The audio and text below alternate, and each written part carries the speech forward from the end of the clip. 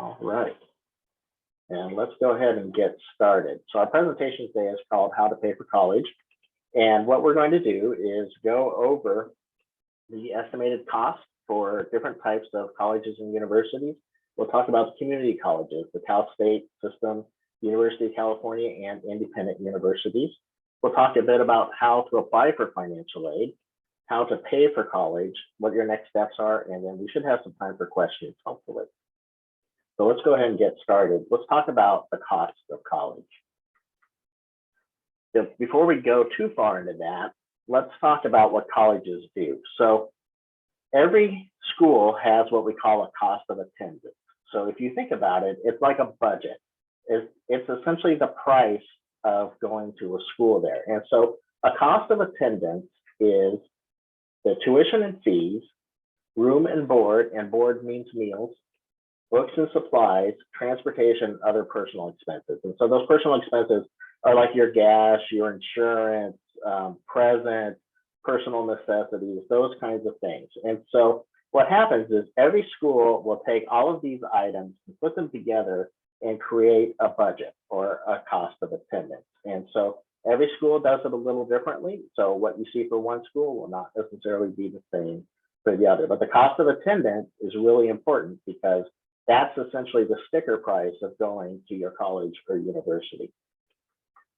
So let's look at what community college costs. So if we take Fresno City College and we look at this year's rates, so you're going to be going to school in the 22-23 school year. So 2022-2023, which starts next fall. But right now we don't have rates for that year. So we're going to go ahead and use this year and then assume that they might go up a little bit this next year. But for right now, these are good examples.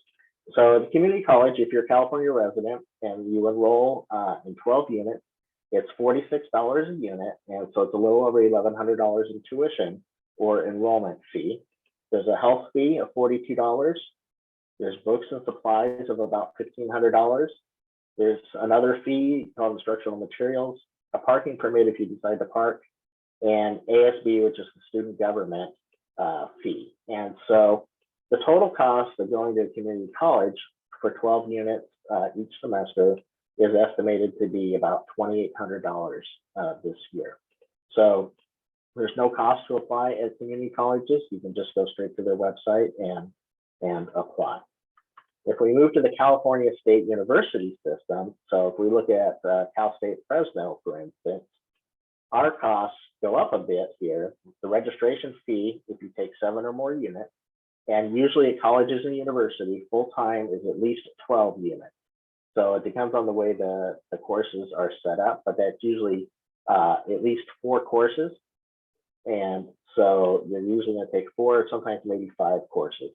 So you'll see their registration fee is $6,600. Their room and board, again, that's your housing and meals if you live on campus. So almost $11,000 for the year.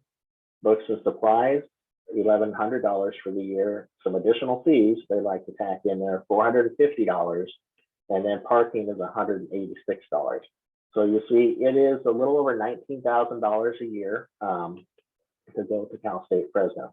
If you'd like to apply there, you can go to fresnostate.edu, and they have a $70 admissions application fee. Okay, if we go to the University of California, the Merced campus, our tuition and fees are $13,657 for this year. Health insurance is $2,000. Books and supplies are estimated to be a little over $1,000. You'll see housing and food, so room and board is $18,653. Personal expense allowance is $1,700, and transportation is a little under $800. And so there's a price of about $38,000 to go to UC Merced. And again, they have an application fee at $70, and just go to ucmerced.edu. Okay, in addition to state colleges and universities, community colleges, the UC system, the CSU system, there are also a number of independent colleges and universities within the state of California and even throughout the country. I represent one of those, Fresno Pacific University, right here in Fresno. And our tuition for students who take 12 to 18 units a semester is $32,954 for the year. Our student body and technology fee is about $500. If you live on campus and you have a meal plan, which you're required to do, that cost is about $8,400 for the year. Books are about $1,000. Parking, if you decide to have a car, is about $85, excuse me. And so our total cost here, and when I say cost, I mean sticker price, is $43,000. And we have a $40 application fee. So you can see how the prices vary depending on the type of schools you go to. Don't get caught up in price so much necessarily, because most of the time these are not actually what students end up paying. Okay, so now that we've talked about costs, and you need to take a deep breath because some of those are a little scary numbers. Now let's talk about how we're going to apply for financial aid and help assist in covering some of those costs. Okay, the very first thing is, if you are a U.S. citizen or permanent resident, you need to fill out the FAFSA form. The FAFSA stands for the Free Application for Federal Student Aid. It's a free form. It's available online at FAFSA.gov, and you should never really have to pay anybody to help complete the FAFSA for you. It is completely free. You can choose to pay someone if you want to, but we don't recommend it. Most people can do it themselves. And this is the standard form that almost every school uses to determine how much financial aid a family is going to get. And so what this does is it collects income information and demographic information about you, the student, and about your parents and your family, how much money they made in the last couple of years, things like that, how many people are in your family, all sorts of things. Now, the FAFSA becomes available October 1st. So that's just a few days away. And that FAFSA will be for the 2022-2023 year. So if you're planning on going to school next fall, you want to fill out the 2022-2023 FAFSA, which becomes available on October 1st at the FAFSA website. And an important thing to know about the FAFSA is that it uses what we call prior tax information. And so normally you would think you would use last year's tax information. Maybe you had a job, maybe your parents had a job, you would use that income, but we actually go back a whole nother year. So for the 22-23 year, we're going to go and use your 2020 income. Now, I know 2020 was a crazy year, so we'll get into that here in just a minute, but I want you to know we're going to go and use your 2020 income taxes when you fill out the FAFSA. Okay, now let's say you're not a U.S. citizen or permanent resident. Then you may qualify, if you're a dreamer, you may qualify to fill out the California Dream Act application. This provides a grant through the state of California. You can do it online by going to caldreamact.org, and we would recommend going online just because it's faster and it makes sure it captures all the correct information. Or you can print out an application as well by going to the same website. So you fill that out, it goes to the California Student Aid Commission. It collects a lot of the same information the FAFSA does, and then from there, they will determine whether you qualify for a Cal grant or not through that process. Now, here are some tips about filling out the FAFSA. FAFSA is not hard, but you just want to make sure that you follow the directions as you're going through it. So before you get started, you want to make sure that you have your own Social Security number, so the student's Social Security number, or if you have a green card, your alien registration number. That's the number that starts with an A, usually on your green card. You're also going to need your parents' Social Security number, at least one of them. Now, if your parents don't have a Social Security number, that's okay. There's another way to fill it out, and the FAFSA has directions to do that. Then you're going to want your 2020 federal tax information or tax returns. You're going to want your records of untaxed income. Now, what is untaxed income? That's usually money that you didn't pay taxes on. So maybe you made a lot of money babysitting some year, but you didn't actually file taxes on those. That's something that you're going to want to report on the FAFSA. And then we're also going to want to know your cash, savings, and checking account balances as well. Okay, Now, before you can complete the FAFSA, you need to create what's called an FSAID. This is your identifier. This is your username and password that you're going to use throughout your entire career as a student with the federal government. So this is the username and password you're going to use to complete the FAFSA every year, because you have to do the FAFSA every year. And then you also are going to use it if you decide to take out student loans. This will be the way that you sign for your student loans. Your parents will also have to get an FSA ID. At least one parent will have to, the one who's filling out the FAFSA, in order to go ahead and sign the FAFSA. So both of you will need to get an FSA ID. Now, when you're filling out the FAFSA, there are two sections. There's a section for the student to enter their information, and there's a section for the parent to enter their information.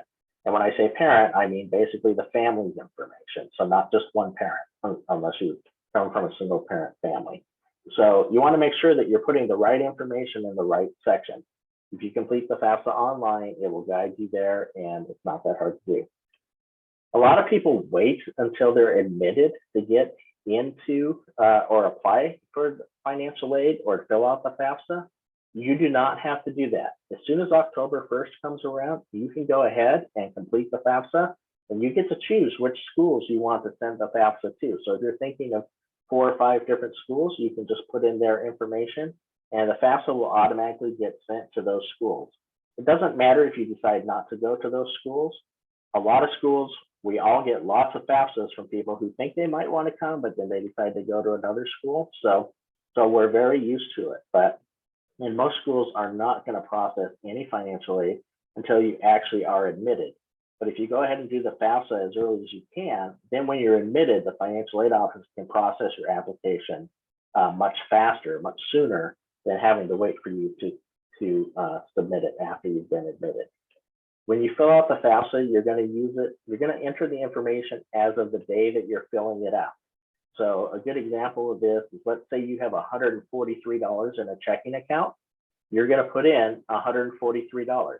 You're not going to say, oh, on Friday I get paid, so now I'm going to have $1,000 in my checking account, and I'll put $1,000 down. You don't want to do that. You're just going to put down the $143 because that's what it is as of the day that you are filling out the FAFSA. Now, I talked a little bit about income taxes, and so income taxes are a fact of life, and income taxes are what financial aid offices use to verify the information on the FAFSA.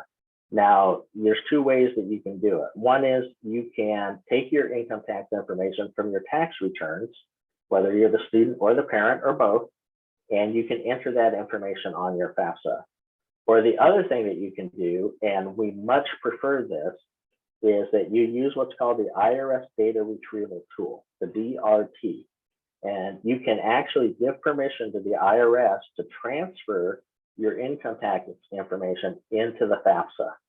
And the reason that we like that is because we know it's coming from the IRS, which means we know that those are the numbers that you submitted to the IRS, and that they're correct because your tax return has been processed. So this is the easiest way to get your tax information. It's the most correct way, and it resolves a lot of errors, and it actually is the fastest way to get your financial aid on track in terms of the financial aid office processing your application. Okay, once you fill out the FAFSA, you're going to get this result. It's called the Expected Family Contribution, or the EFC. Now, this number from the FAFSA can range from 0 or all the way up to 900,000. And so it is not an actual dollar amount, but it's an indicator of a family's ability to pay for the student's education. The U.S. government considers it a family responsibility to pay for college. And so if you have a 0 EFC, then the government says, based on your family resources, you really can't contribute any money out of your pocket towards your education, versus a family that has a $99,000 or 99,000 EFC. They have more ability. They have more financial resources to do it. It doesn't matter which college or which university you go to, the EFC from the FAFSA is the same. So it's not going to change from one school to the other. And again, just like you fill it out the FAFSA with parent information and with student information, there's also two contributions. There's a contribution from the parents, that is a portion of their earnings and maybe savings and assets and things like that. And then there's also a student contribution. So maybe an expectation that if you earned a certain amount of money working a part-time job, that a certain amount of that would be available for you to put towards your college costs. Those two come together to make that EFC. This is all calculated based on what the information is on the FAFSA and a federal formula. And so everybody who fills out the FAFSA goes through this, essentially the same formulas. There's a little variations kind of depending on some of your answers, but what this does is it creates a standardization for financial aid officers to determine how to award a student financial aid. So the EFC does not necessarily equal what the family is expected to pay. Okay, I want you to remember that. It's not always the case that you have to come up with the EFC out of your pocket to pay for your education. Okay, so we have the FAFSA, we have the EFC.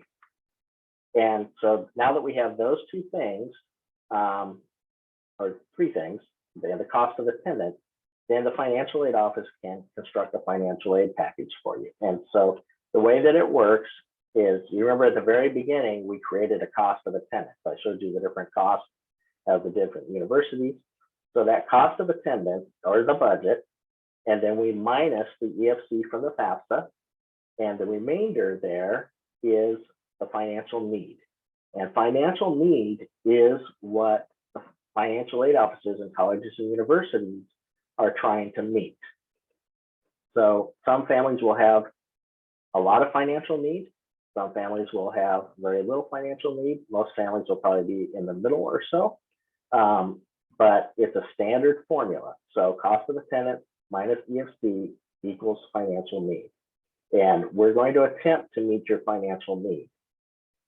The other important thing here is that we cannot give you financial aid greater than the cost of attendance. Okay, so you can never get financial aid that is greater than that COA, that cost of attendance. Need-based aid, so there are certain types of aid that are considered based on your financial need, which the FAFSA helps us calculate, cannot exceed your financial need. So what that means is the cost of attendance minus EFC equals that green box, and your need-based aid cannot exceed that green box in the formula. And we have to include, when we're determining a student's financial need, we have to include all the outside or private scholarships, all the aid that a student is receiving, whether it's from the university, whether it's from a Lions Club or a church or grandma, anything like that, we have to include it in the need calculation. So this is really important because this is how we determine the amount of financial aid to get. Now, as I said earlier, we know 2020 was a rough year. 2021's been a rough year too. And so we know that looking at 2020 income may not accurately reflect your family's current situation. We know a lot of folks have lost their jobs. We know they have housing issues, that things that you put together in 2020 in your taxes may not necessarily represent where you are now. And so the financial aid office essentially has the ability to take into account your your current status. So for instance, let's say you have a parent who went on unemployment because they lost their job. Well, we would know that your income, if you told us, that your family's income is most likely not what it was in 2020. And so we can maybe take that into consideration when we're working on the FAFSA. Maybe you've got medical expenses that aren't covered by insurance. Maybe your parents, for some reason, split up. And so there was a change in their marital status. And so now, instead of a two-parent family, you might be in a one-parent family. So we can take that into account. Maybe some younger children in your family have unusual expenses, things like that. There may be other things as well. So this is called, in financial aid lingo, professional judgment. And so you have to fill out the FAFSA using your 2020 information, but then you can always contact the financial aid office and say, hey, our circumstances are not accurately reflected on the FAFSA right now. So what do I need to do to be considered for a professional judgment? Now, what's really important here is just because you apply for a professional judgment doesn't mean that you're going to get a professional judgment. It is up to the university to decide whether or not that you qualify for that and how they process it. But it is an option that is available to you.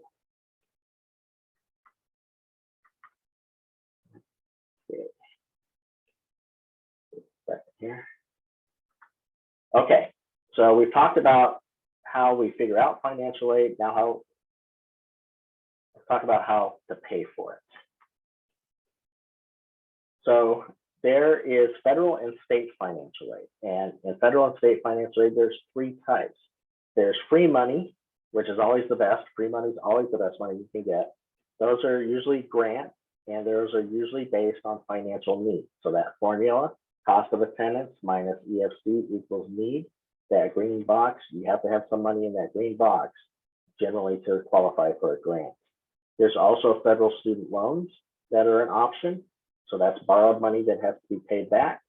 And then there's work study. And work study is basically getting an on-campus job where part of your salary is paid by the federal government and part of your salary is paid by the university. And so there's a lot of different jobs on campus. Sometimes they're in offices, sometimes it might be the library, might be the cafeteria, might be facilities, might also even include tutoring, things like that. So generally there's a lot of different types of positions if you want to work on campus.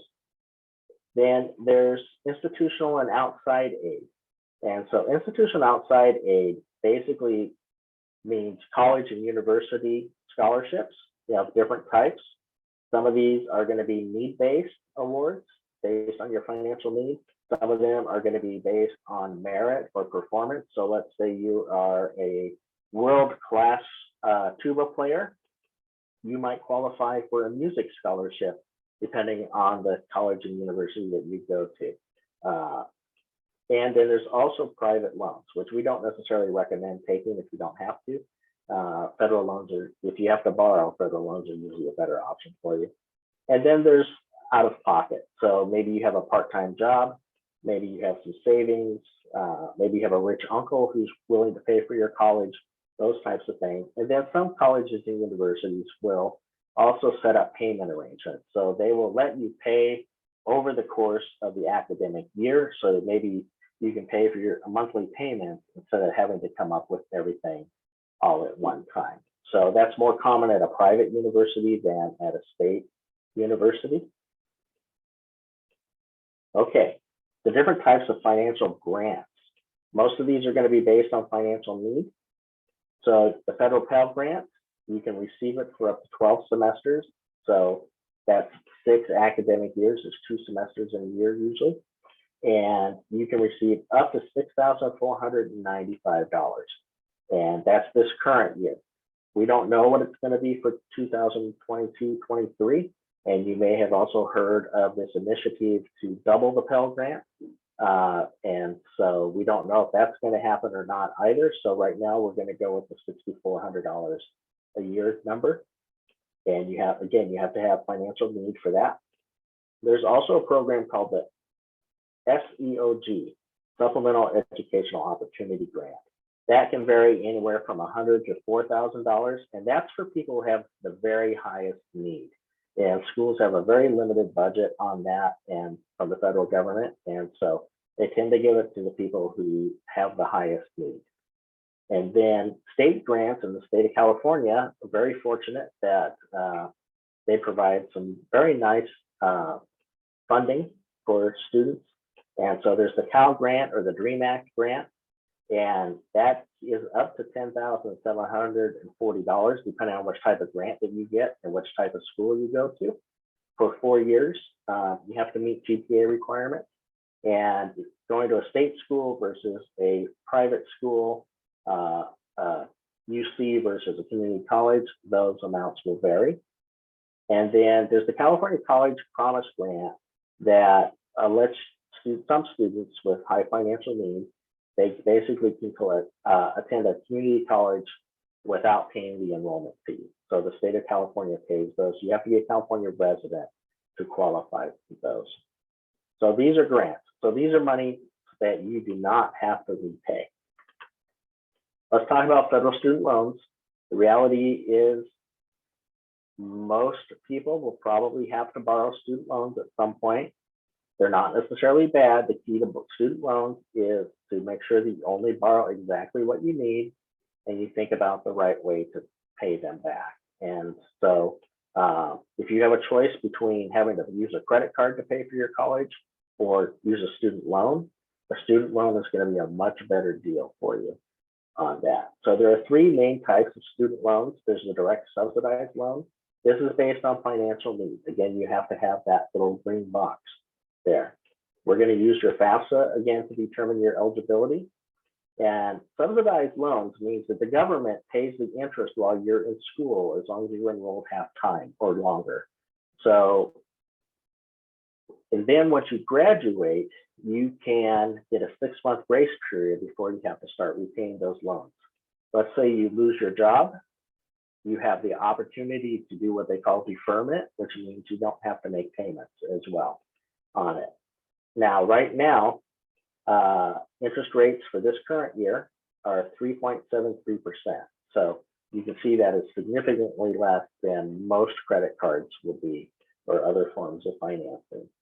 The direct unsubsidized loan is not need-based. We still look at your FAFSA, but this is a loan where as soon as you take the money out, the interest starts accruing on it. So as you are in school, the interest keeps accruing. And then when you graduate, all the interest that accrued on the loan, so built up on the loan, gets added to what you borrowed, and then you start making repayments on that. Now you can make payments on the interest while you're in school, and that means that you would have less to pay back after you graduate. And then if for some reason you, the student, are not able to cover your full cost of education with a subsidized and an unsubsidized loan, there's also direct parent plus loans. And this is a loan that parents take out to help pay for college education. And so this is based on a credit and it's in the parent's name, and parents can borrow up to the unmet cost. So that cost of attendance minus aid is essentially the unmet cost. And you'll see the interest rate is 6.284%. So it's a little higher, but this again is an opportunity for parents if they decide that this is a way to help fund someone's education. Okay, so let's talk a little bit about different types of awards as well. We talked about grants, we talked about student loans.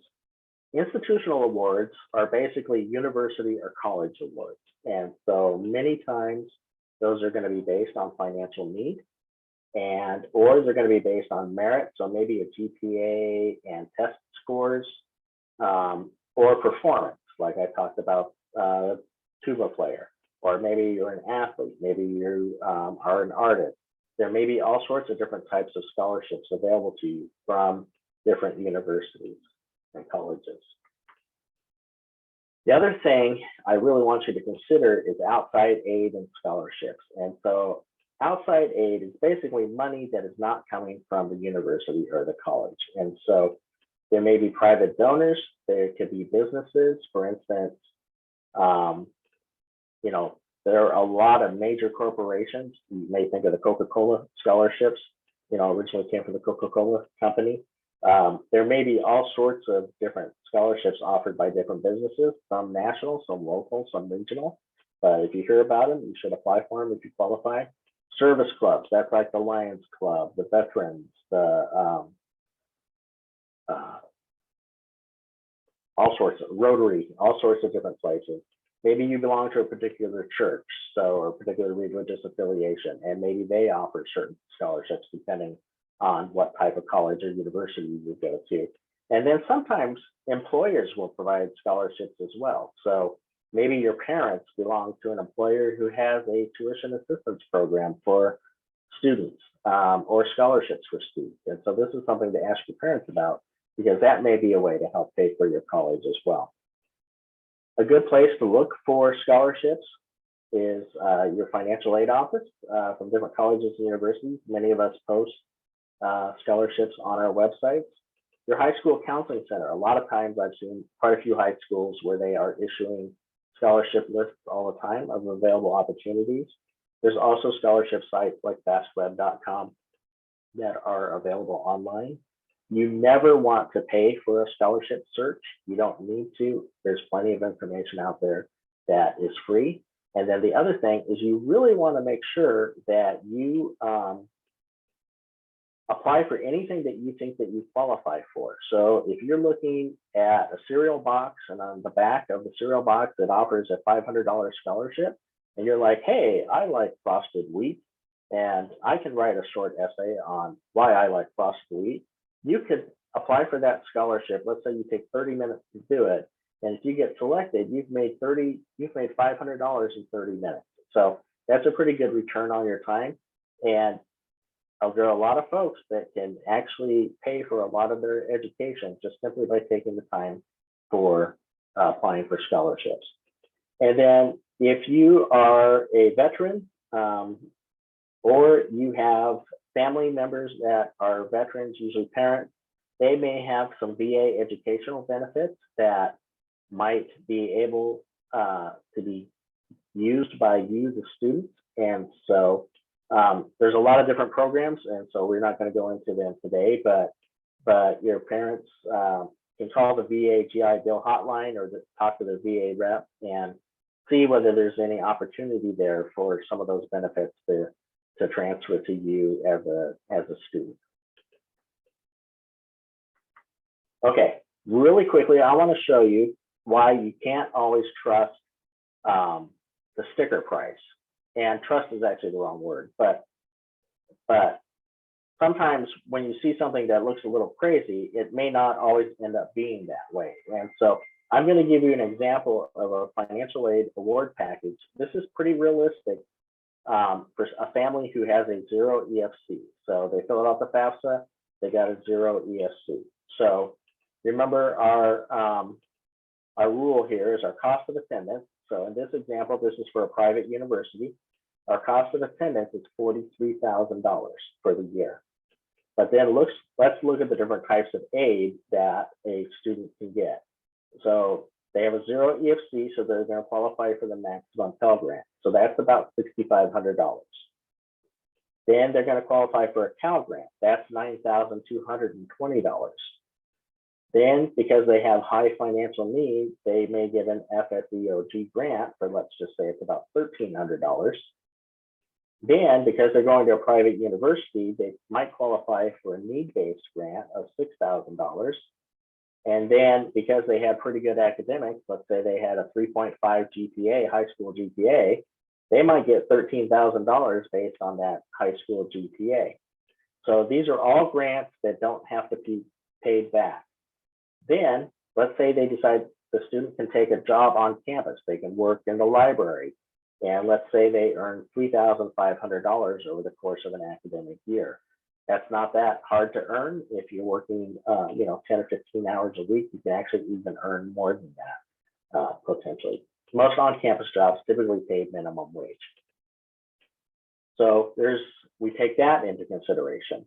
So then let's just say you decide that the remainder you can borrow in a subsidized student loan. Remember, this is the one that interest does not accrue on while you're in school.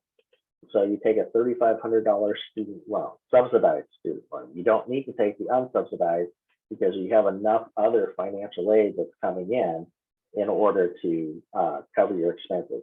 So your total financial aid package is $43,000, which is equal to your cost of attendance, and your remaining financial need is now 0. So what this means in this particular example, and again, it'll vary for every person, but this is a realistic example for some people.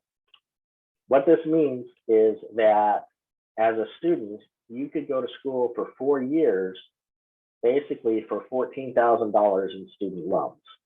And so you could do $160,000 college education for about $14,000 and working part-time. Okay, so this is why you don't really want to freak out over the costs. You need to look at each school and see what they will do here. The other thing that you need to consider as you're thinking about schools is whether you will be able to complete your degree on time. Do those schools actually offer enough courses? Can you get into the courses in order to complete your schooling in 4 years?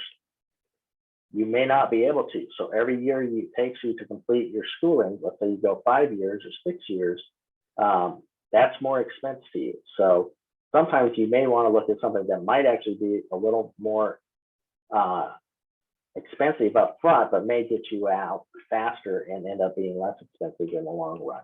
This is always something you have to kind of consider when you're looking at college. Okay, every college has what's called a net price calculator on their website.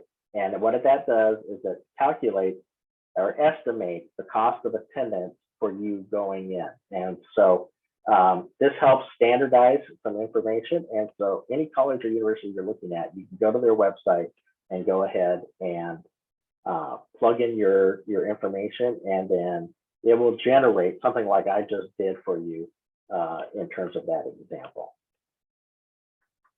Okay, so to recap here really quickly, you want to make sure that you fill out your FAFSA starting October 1st. You must turn it in by March 2nd, especially if you're going to be in the state of California and you expect to have a Cal Grant. You must do it by March 2nd. You want to check with your high school if you're a senior and going to college next year that they have sent in your GPA verification to the California Student Aid Commission. They usually do it in a giant bunch, but you want to make sure that yours is part of that. Take the time now to go ahead to search and apply for scholarships that you might qualify for. Spend some time working on those, see if you can get some free money.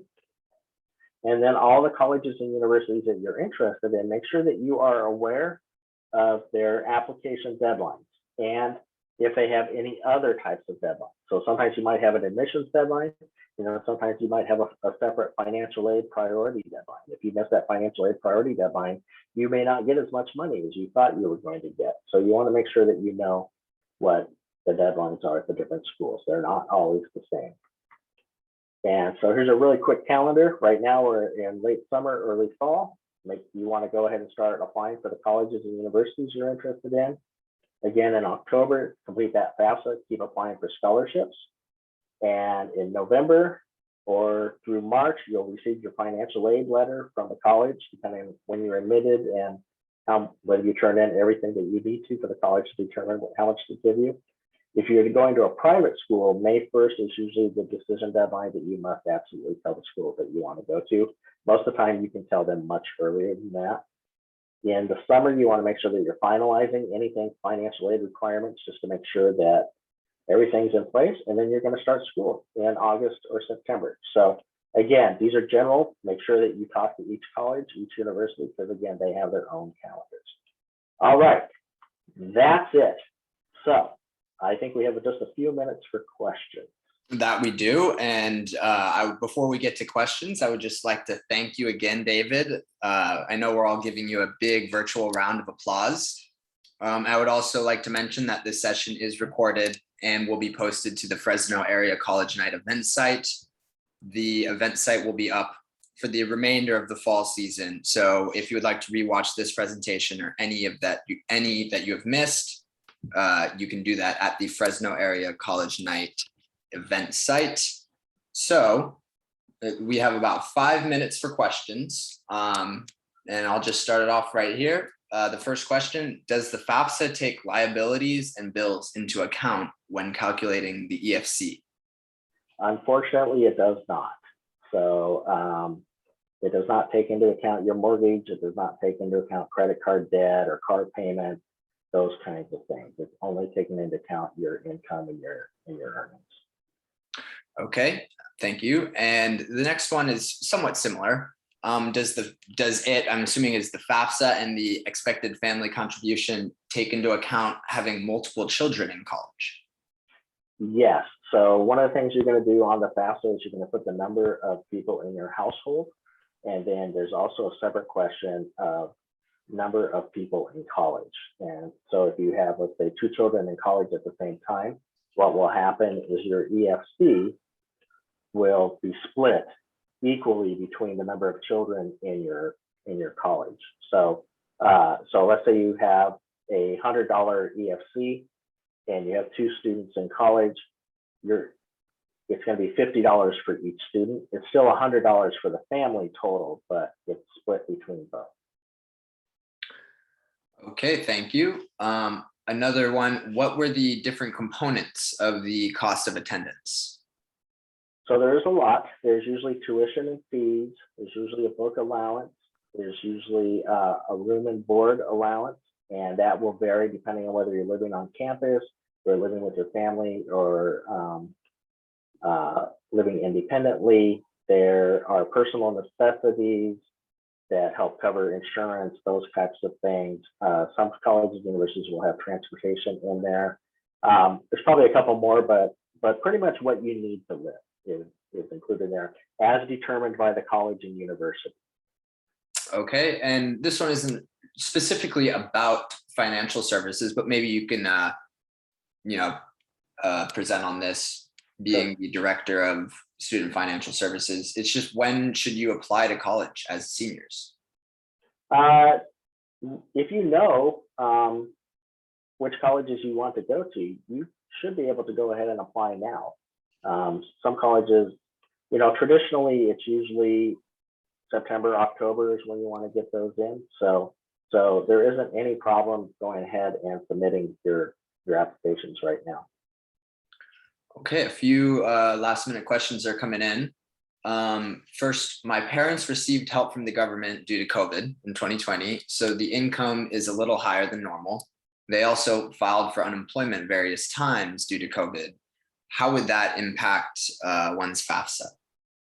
Sure. So your FAFSA, what we're going to do is we're going to look at your income from 2020, what you reported on your 2020 income taxes. But if your income, let's say this year, again, because of unemployment or other types of assistance, is less than that or has changed pretty drastically, again, you can ask that college or university to consider those changes and use more your current income than your 2020 income. So they might use estimated 2022 income. It's just up to the college and university. So that's called professional judgment. You can just ask your college and university about professional judgment. Okay. Another question, when does FAFSA let you know, or the government let you know, how much you qualify for, or if you qualify? Okay, so what the FAFSA does is it generates that expected family contribution. And if you meet other criteria that it's checking for, it'll generate that expected family contribution.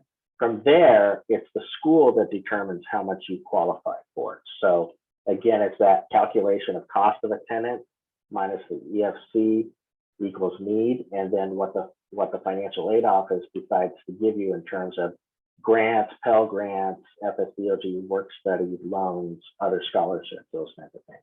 So it'll be each school. You can get your FAFSA result really quickly, and the FAFSA will tell you that you probably qualify for a Pell grant, but the other types of aid, it's not going to tell you. It'll be up to the schools to tell you.